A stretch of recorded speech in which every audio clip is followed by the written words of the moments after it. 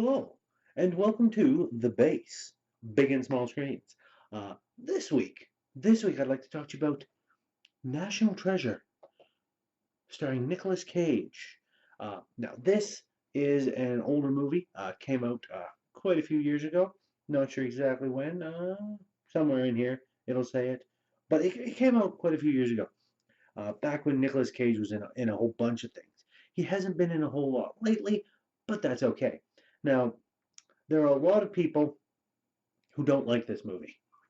There are a lot of people out there who think it's very crazy and silly and all kinds of good stuff. And I'll agree, it's crazy, it's silly, but it's still a good movie. It's still worth your time to check out because it is done by John Turteltaub, and I believe he is an author of some repute who is very famous for doing alternative histories.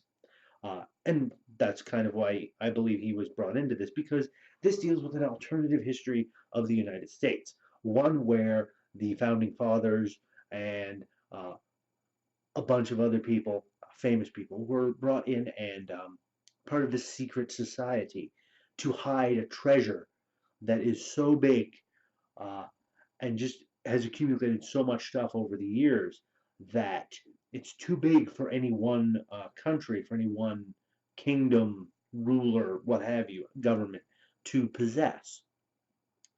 And his family, Nicolas Cage, he's playing Benjamin Franklin Gates, and his family is been one that has been searching for the treasure for like over 150 years or something.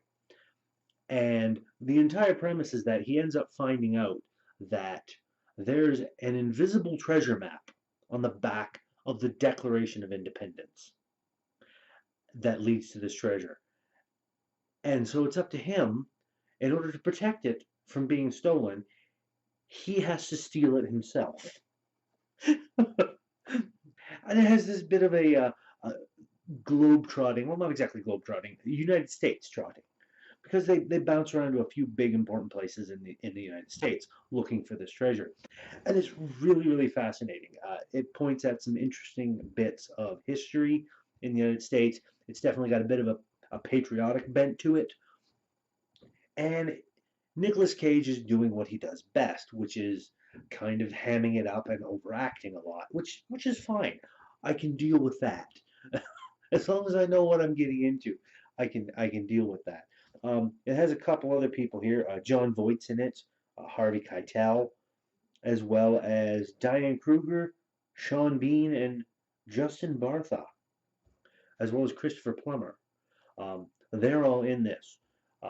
Sean Bean is playing the big bad guy. I believe Diane Kruger and Justin Bartha are playing kind of Nick Cage's love interest and buddy, uh, and it's really quite a good little movie. There's a lot of fun little scenes going along on a lot of interesting little one-liners and whatnot. And it was back in the day when Walt Disney was still doing a lot of big, um, live action movies and stuff. So it's worth it. And there is a sequel, National Treasure 2: Book of Secrets. Um, I haven't watched that in a little while. I may have to go back and rewatch it, but I'm definitely, if I do, I'll do another episode of the base all about that particular one. But this way, I just want to talk about this one, National Treasure, and it's really quite fascinating and just a feel good kind of Indiana Jones esque romp uh, through American history. So I quite like it, and if you like that sort of thing, you might want to give it a check out. So, as always, if you like what I'm doing, please give that like button a tap. Give that subscribe button a tap as well if you haven't already, so you can be kept apprised of when I do new videos. And throw a comment in the comment section. Have you seen National Treasure or the sequel? Do you like Nicolas Cage's overacting hamminess? Do you know of any other movies kind of similar to this that you think I might be interested in? Just throw a comment. I'd love to get some discussion going with some people. And until next time, my friends, check out National Treasure. You might like it. And I'll see you next time.